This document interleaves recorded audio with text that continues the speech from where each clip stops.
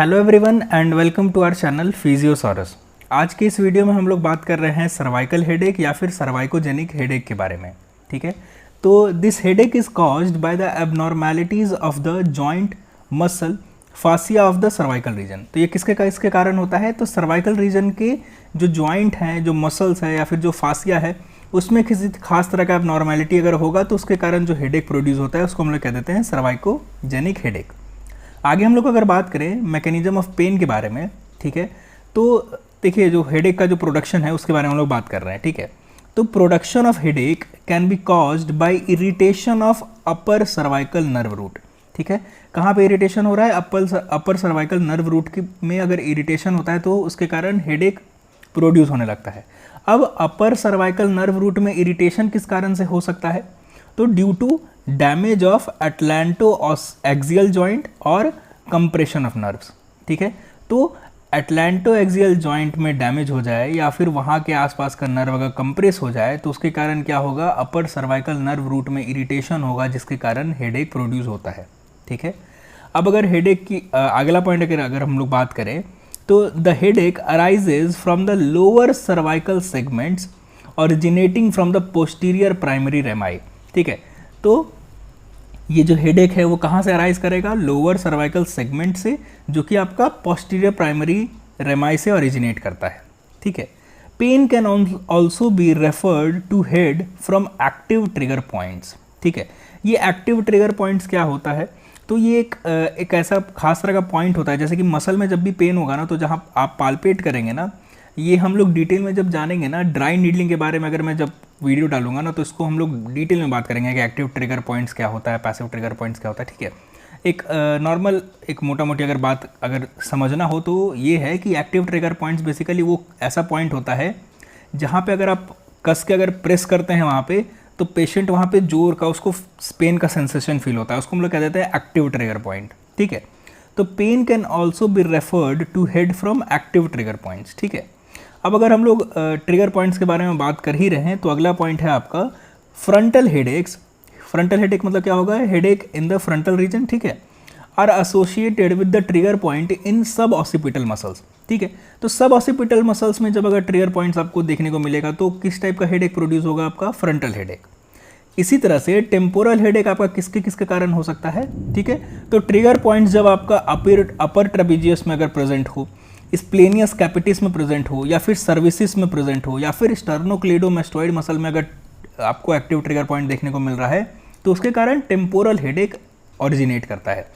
ये बेसिकली एक बुक का डायग्राम है। ठीक है, यहाँ पे आपको ट्रिगर पॉइंट दिख रहा होगा, यहाँ पे इस जगह पे। ठीक है, और यहाँ पे नाम दिख रहा है आपको, स्प्लेनियस कैपिटिस का ट्रिगर पॉइंट वहाँ पे होता है, स्टर्नोक्लेडोमास्टोइड का ट्रिगर पॉइंट वहाँ पे होता है, और ट्रेपेजियस का इस जगह पे होता है। ठीक है, चलिए, ये ट्रिगर पॉइंट्स ही बेसिकली एक ड्राई नीडलिंग जब हम लोग जानेंगे ना, तो ट्रिगर पॉइंट ही मेन उसका एज अ प्रिंसिपल कह लीजिए या प्रोसीजर कह लीजिए, क्योंकि वो जब तक नहीं पता होगा कि ट्रिगर पॉइंट क्या होता है, उसको पाल्पेट कैसे करते हैं, तब तक ड्राई नीडलिंग किसी भी काम का नहीं है। ठीक है, चलिए, तो फिलहाल अभी हम लोग ड्राई नीडलिंग के बारे में तो बात कर नहीं रहे, बट हाँ, आने वाले टाइम में ड्राई नीडलिंग के भी ऊपर हम लोग चर्चा करेंगे। ठीक है, तो चलिए, अगला है पॉइंट आपका क्लिनिकल फीचर। सबसे पहला है क्लिनिकल फीचर इसमें restriction in the passive neck movement. तो जब पैसिव नेक का मूवमेंट करवाएंगे तो वहाँ पर रेस्ट्रिक्शन फील होगा। दूसरा पॉइंट है आपका change in contour, texture, tone और रिस्पॉन्स टू एक्टिव स्ट्रेचिंग और कॉन्ट्रैक्शन। ठीक है, तो कॉन्टूर, टेक्सचर, टोन, ठीक है, इन सभी में क्या होगा? चेंज देखने को मिलेगा। इसके अलावा कॉन्ट्रैक्शन या फिर जो एक्टिव स्ट्रेचिंग जब आप करवाएंगे सर्वाइकल रीजन का, तो वहाँ पे भी जो रिस्पॉन्स आना चाहिए उसमें भी आपको चेंज देखने को मिलेगा। इसके अलावा there is abnormal tenderness present in the neck muscles. Okay, और इसका एक अगला पॉइंट अगर हम लोग बात करें तो प्रेशर ओवर इप्सिलेटरल अपर सर्वाइकल और ऑसिपिटल रीजन प्रोड्यूसेस हेडेक। तो बहुत सारे केसेस में क्या है कि आपको देखने को मिलेगा कि जब आप इप्सिलेटरल अपर सर्वाइकल, ठीक है, या फिर ऑसिपिटल रीजन में अगर आप प्रेशर थोड़ा अप्लाई करेंगे तो उसके कारण भी हेडेक अराइज होने लगता है। ठीक है, अगला पॉइंट है आपका डल, कॉन्स्टेंट, स्टेडी, यूनिलेटरल एक। ठीक है, एक मतलब दर्द, यूनिलेटरल मतलब एक साइड। ठीक है, किस तरह का दर्द होगा? कांस्टेंट होगा पेन, स्टेडी होगा, ठीक है, और डल पेन होगा। ठीक है, और ये यूनिलेटरल मतलब एक तरफ होगा। लेकिन कई सारे ऐसे केसेस में क्या होता है कि यूनिलेटरल के साथ साथ ये बायलेटरल पेन भी होता है। ठीक है, फिर उसका अगला पॉइंट है आपका feeling of tight band around head. ऐसा फील आएगा कि कोई टाइट बैंड या कुछ रबर बैंड होता है ना, वो सर के चारों ओर बंधा हुआ है, ठीक है। अच्छा, अगला पॉइंट है आपका यूजुअली इन सब occipital region and most commonly referred to frontal, retro orbital और टेम्पोरल रीजन्स। तो यूजुअली ये कहाँ पे ये हेडेक जो अराइज होता है आपका, यूजुअली ये अराइज होता है सब ऑसिपिटल रीजन में, और धीरे धीरे ये कहाँ तक रेफर होता है, ये फ्रंटल रीजन में भी रेफर हो सकता है, रेट्रोऑर्बिटल रीजन में भी रेफर हो सकता है, या फिर टेम्पोरल रीजन में भी रेफर हो सकता है। जो पेन का जो ऑनसेट है, there is gradual onset of pain, मतलब धीरे धीरे बढ़ेगा, ठीक है। हेडेक जो होगा, headache can be for days, weeks और मंथ। हेडेक कितने कितने दिन तक रह सकता है, दिनों तक भी हो सकता है, हफ्ता तक भी हो सकता है, या फिर महीना भर के लिए भी हो सकता है। इसके अलावा हेडेक के साथ साथ आपको नेक पेन देखने को मिल सकता है, स्टिफनेस देखने को मिल सकता है, और ये सारी चीज़ें आप जब नेक का जब मूवमेंट करेंगे तो ये सब सारी चीज़ें आपको बढ़ती हुई भी नज़र आ सकती हैं, ठीक है। तो आपको हेडेक के साथ साथ क्या हो सकता है, नेक पेन और stiffness around the neck, and it can be increased during neck और हेड मूवमेंट्स, ठीक है। अगला पॉइंट है आपका feeling of dizziness and tinnitus. तो डिजीनेस और टिनिटस वाला फीलिंग भी आ सकता है। साथ ही साथ रेंज ऑफ मोशन जो नेक का होता है वो रेस्ट्रिक्शन के कारण रिड्यूस्ड हो सकता है। वॉमिटिंग और नोजिया काफ़ी रेयर है, बट ये भी कभी कभी देखने को मिलता है। इसके अलावा there is impaired concentration and inability to function properly, ठीक है। तो कंसंट्रेशन भी जो होगा वो भी इम्पेयर्ड देखने को मिल सकता है, और जो फंक्शन, नॉर्मल फंक्शन जो है वो भी क्या होगा, वो एबनॉर्मल हो सकता है, या फिर इनेबल पेशेंट जो होगा वो अनेबल होगा, ठीक है, नॉर्मल फंक्शन को करने में। साथ ही साथ ऐसा देखने को मिल सकता है कि पेशेंट डिप्रेस्ड हो, ठीक है। और उसके साथ साथ पुअर पोस्चर तो धीरे धीरे डेवलप हो ही जाएगा, ठीक है। तो पुअर पोस्चर में किस तरह का पोस्चर डेवलप होता है, तो पोस्चर सच एज प्रोट्रूडेड चिन, ठीक है, चिन जो होगा वो प्रोट्रूड हो जाएगा, शोल्डर एक्सटेंडेड, ठीक है, which results in the tightness of upper cervical extensor muscles and weakness of cervical flexor muscle.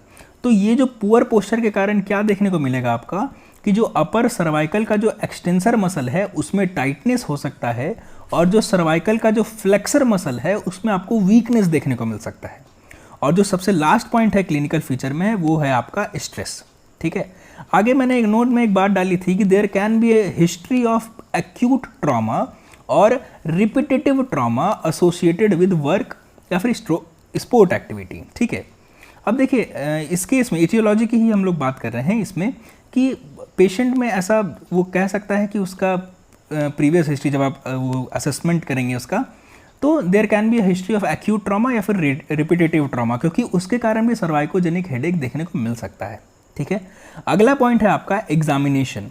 Examination में हम लोग किस किस चीज़ों का एग्जामिनेशन करेंगे, तो सबसे पहला है systemic examination of joints, muscles of cervical region as well as assessment of body posture.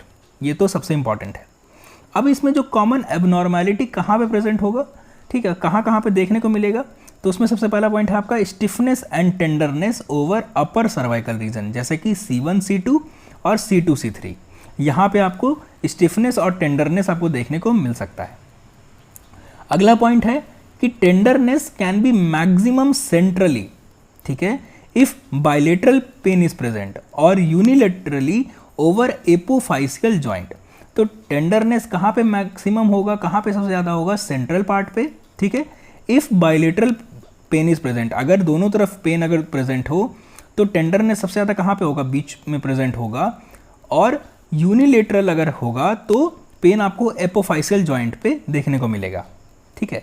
अगला पॉइंट है आपका tightness in the muscle of cervical region, ठीक है। कौन कौन सा मसल आएगा, for example suboccipital muscles और erector spinae muscles. Weakness in the cervical flexor muscle, ये तो अभी हम लोग समझ गए थे जब हम लोगों ने देखा था कि पुअर पोस्चर के कारण आपका ये सब सारी चीज़ें डेवलप हो रही हैं। एक्टिव ट्रिगर पॉइंट्स आपको कहाँ कहाँ पे देखने को मिलेगा, सब ऑसिपिटल रीजन में देखने को मिलेगा, एक्टिव ट्रिगर पॉइंट्स आपको सब ऑसिपिटल मसल्स में देखने को मिलेगा, स्टर्नोक्लीडोमास्टोइड मसल्स में देखने को मिलेगा, और ट्रेपीजियस मसल्स में देखने को मिलेगा। साथ ही साथ सर्वाइकल फ्लेक्सर और एक्सटेंसर मसल में स्ट्रेंथ का जो होगा वो कमी आएगा, ठीक है। इसमें जो टेस्ट करवाते हैं उस टेस्ट का नाम है आपका क्रेनियो सर्वाइकल फ्लेक्शन टेस्ट, इसको हम लोग CCFT टेस्ट भी बोलते हैं। इसमें किस चीज़ का एसेस होता है, किस चीज़ को एसेस के लिए यूज़ करते हैं, to find the deficits in the endurance of the deep flexor muscle. ठीक है, तो डीप फ्लेक्सर मसल्स में इंड्योरेंस का कमी है या नहीं है, इस चीज़ को मतलब कि ताकत कमी है या नहीं है, इस चीज़ को हम लोग एसेस करते हैं। ठीक है, अगला पॉइंट अगर हम लोग बात करें तो neural tension can be increased by adding cervical flexion to upper limb tension test and slump test. तो देखिए इसमें दो तरह का टेस्ट और भी होता है, इसका नाम है आपका अपर लिम्ब टेंशन टेस्ट और स्लम्प टेस्ट। ठीक है, तो इन दोनों के साथ साथ न्यूरल टेंशन को अगर आपको इंक्रीज करना है तो इसके साथ साथ आप सर्वाइकल फ्लेक्शन भी करवा सकते हैं, तो इससे क्या होगा, थोड़ा न्यूरल टेंशन जो होगा वो इंक्रीज होगा। ठीक है, तो हम लोगों ने 3 टेस्ट के बारे में देखा इसमें। एक तो हो गया आपका क्रेनियो सर्वाइकल फ्लेक्शन टेस्ट, जो कि आपका किस चीज़ का असेसमेंट में हेल्प आता है, deficits in the endurance of deep flexor muscles. दूसरा टेस्ट है आपका अपर लिम्ब टेंशन टेस्ट और तीसरा टेस्ट है आपका स्लम्प टेस्ट। और इन 2 टेस्ट को अगर आप लोगों को और इंक्रीज करना है, इसका न्यूरल टेंशन को और भी इंक्रीज करना है, तो इसमें सर्वाइकल फ्लेक्शन को भी ऐड कर दीजिए। ठीक है, अब हम लोग बात कर लेते हैं ट्रीटमेंट प्लान के बारे में। ट्रीटमेंट मतलब कि फिजियोथेरेपी ट्रीटमेंट। ठीक है, तो इसमें हम लोग फोकस करेंगे करेक्शन ऑफ जॉइंट, मसल्स और न्यूरल स्ट्रक्चर्स एबनॉर्मैलिटी। सबसे पहला तो ये एम हो गया। दूसरा, treatment of cervical intervertebral joint abnormality. ठीक है, इसमें हम लोग क्या करेंगे, मोबिलाइजेशन और manipulation of C1 C2 C2 C3 joints. ठीक है, तो अब इसका ईटियोलॉजी बहुत सारा है, कोई एक नहीं है। ठीक है, तो एक तो हम लोगों ने देखा क्या कि जॉइंट में, मसल में और न्यूरल स्ट्रक्चर में एबनॉर्मैलिटीज़ प्रेजेंट हो सकते हैं। ठीक है, उसी में एक नाम आता है आपका सर्वाइकल इंटरवर्टिब्रल जॉइंट एबनॉर्मैलिटी। इसके कारण भी क्या होगा, आपको सर्वाइकोजेनिक हेडेक देखने को मिल सकता है। तो इस केस में क्या करेंगे, मोबिलाइजेशन या फिर मैनिपुलेशन ऑफ C1 C2 और C2 C3 जॉइंट्स, जहाँ पे भी अवेलेबल है। ठीक है, दूसरा पॉइंट है इसमें, इसी में कि सर्वाइकल इंटरवर्टिब्रल जॉइंट एबनॉर्मैलिटी में ही दूसरा पॉइंट है stretching of cervical extensor and strengthening of cervical flexor muscle. ठीक है, तो साथ ही साथ क्या करेंगे हम लोग, सर्वाइकल के एक्सटेंसर मसल्स का स्ट्रेचिंग देंगे और सर्वाइकल के फ्लेक्सर मसल्स का स्ट्रेंथनिंग करेंगे। ठीक है, तो नेक्स्ट पॉइंट आता है वो है आपका soft tissue therapy to the muscles and fascia of the cervical region to release tight muscle and fascia. ठीक है, क्या मतलब हुआ इसका कि सॉफ्ट टिश्यू थेरेपी हम लोग करते हैं मसल्स का और फासिया का। ठीक है, किस रीजन के आसपास, सर्वाइकल रीजन के आसपास, ताकि जो टाइट मसल है या जो टाइट फासिया है उसको रिलीज किया जा सके। ठीक है, नेक्स्ट पॉइंट आता है आपका एक्टिव ट्रिगर पॉइंट से रिलेटेड। तो एक्टिव ट्रिगर पॉइंट को हम लोग स्ट्रेचिंग से और स्प्रे टेक्निक से या फिर ड्राई नीडलिंग से इसको हम लोग डिक्रीज करने की कोशिश करते हैं। इसमें जो ड्राई नीडलिंग है इसमें हम लोग बात कर सकते हैं, डिबेट कर सकते हैं। ठीक है, तो इसके बारे में एक मुझे सेपरेट वीडियो बनाना होगा, अगर आप लोग कहेंगे कमेंट में तो मैं इसमें वीडियो बनाने की कोशिश करूँगा आने वाले टाइम में। ठीक है, आगे बढ़ते हैं।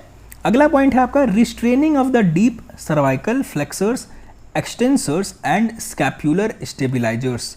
ठीक है, तो सर्वाइकल मसल्स स्ट्रेनिंग जो है वो भी बहुत हेल्प करता है। तो डीप सर्वाइकल मसल्स का स्ट्रेनिंग करते हैं, साथ ही साथ स्कैप्युलर स्टेबिलाइजर्स का भी रीस्ट्रेनिंग करते हैं। आगे बढ़ते हैं, पोस्चरल रीट्रेनिंग। क्या मतलब हुआ कि जो एबनॉर्मल पोस्चर है उसको एबनॉर्मल से नॉर्मल में लेकर के आना है, पोस्चर को सही करना है। इसमें फॉर एग्जांपल मैंने बात लिखा था कि patient must learn to reduce amount of cervical extension by retracting chin. ठीक है, तो अभी हम लोगों ने पहले देखा, यहाँ पे देखिए अभी कि यहाँ पे अभी हम लोगों ने देखा था कि पुअर पोस्चर में क्या डेवलप हो जाता है, प्रोट्रूडेड चिन डेवलप होता है, साथ ही साथ एक्सटेंडेड शोल्डर हो जाता है। ठीक है, चलिए, तो एबनॉर्मल पोस्चर क्या था आपका कि प्रोट्रूजन था, चिन का जो होता है वो क्या होता था कि वो प्रोट्रूड हो जाता था। ठीक है, तो हम लोग क्या करेंगे कि पेशेंट को ये सिखाएंगे कि चिन को रिट्रैक्ट कैसे करते हैं, ताकि जो सर्वाइकल एक्सटेंशन है उसका जो रेंज ऑफ मोशन है वो ओवर ना जाए, वो कम हो। ठीक है, तो इसी को हम लोग कह देते हैं पोस्चरल रीट्रेनिंग। ठीक है, तो पोस्चर को हम लोगों को वापस से नॉर्मल रहना है। ठीक है, इसी में मैंने एग्जांपल में इसलिए लिखा है कि patient must learn to reduce the amount of cervical extension by retracting chin. और रिट्रैक्टिंग चिन क्यों करवाएंगे, क्योंकि चिन ऑलरेडी प्रोट्रूडेड होगा। ठीक है, और जो सबसे लास्ट है वो है आपका रिड्यूस स्ट्रेस। ये बेसिकली फिजियोथेरेपी ट्रीटमेंट नहीं है, ये एक तरह का एडवाइस है जो कि आपको पेशेंट को देना है कि वो अपना स्ट्रेस लेवल को कम रखें ठीक है, तो ये सब सारी चीज़ें थी ट्रीटमेंट प्लान के बारे में। तो आई होप कि आपको ये वीडियो अच्छा लगा हो। So thank you so much for watching this video.